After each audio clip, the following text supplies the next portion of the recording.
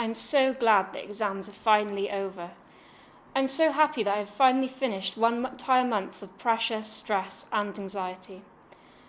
I'm looking forward to finally having a good night's sleep, without dreaming of historical dates, maths equations, and how to conjugate a French verb. However, I just can't stop thinking about everything.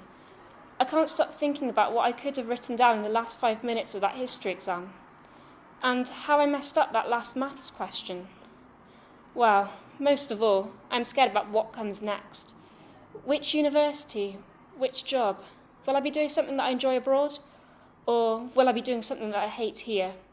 Now I can't sleep again. Some of my friends said that they feel the same way too. But I can't help but feel just a little bit alone in the process. Truth is, however, we shouldn't let one exam result dictate what we want to do in life. Just by having determinations, aspirations can become reality.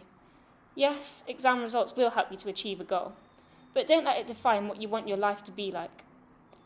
In the end, you can never know how you've really done until you get the result anyway. It's summer, it's best just to forget about it, at least for a little while. It's time to get out, do something that you love, whether that's just going to a concert or reading a book. If you're still stressing, there are lots of organisations to help you.